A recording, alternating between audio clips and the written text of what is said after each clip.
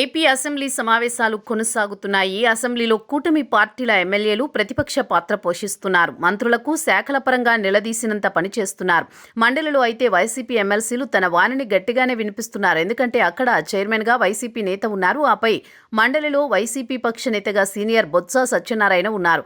అసెంబ్లీలో అయితే కూటమి పార్టీలకు చెందిన సీనియర్ ఎమ్మెల్యేలు ప్రభుత్వానికి తగిన సూచనలు చేస్తున్నారు. ఈ క్రమంలోనే రాజమండ్రి రూరల్ ఎమ్మెల్యే గోరంట్ల బుచ్చయ్య చౌదరి చేనేత కార్మికుల విషయంలో కీలక ప్రతిపాదన చేశారు. దీనిపై స్పందించిన నారా లోకేష్ బుచ్చయ్య తాత అనేసరికి సభలో నవ్వుల పువ్వులు పూశాయి. డిప్యూటీ స్పీకర్ రఘురామకృష్ణంరాజు సభను నడిపించారు. ఈ క్రమంలో గోరంట్ల చేనేత కార్మికులకు సంబంధించి కీలక ప్రతిపాదన చేశారు. దీనిపై లోకేష్ స్పందిస్తూ బుచ్చయ్య తాత అని వ్యాఖ్యానించారు. దీనిపై డిప్యూటీ స్పీకర్ రఘురామకృష్ణంరాజు తాత కాదు అంకుల్ అనండి అనేసరికి లోకేష్ క్షమించండి, నాకు చిన్నప్పటి నుంచి తాతయ్య అని పిలవడం అలవాటైందని, అందులో ఎంతో గౌరవం ఆప్యాయత చనువు ఉందని చెప్పుకొచ్చారు. దీంతో సభలో ఎమ్మెల్యేలు ఒక్కసారిగా నవ్వేశారు.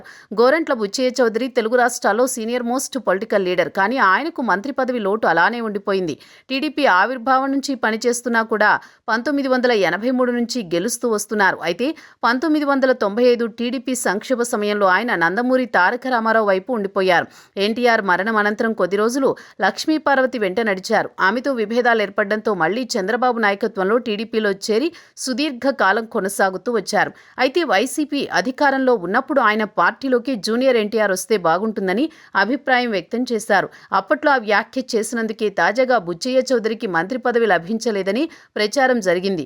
లోకేష్ అడ్డుకున్నారని కూడా సోషల్ మీడియాలో టాక్ నడిచింది. కానీ ఈరోజు బుచ్చయ్యను తాత అని సంబోధించి ఆయన విషయంలో తన అభిప్రాయాన్ని తెలియజెప్పారు లోకేష్.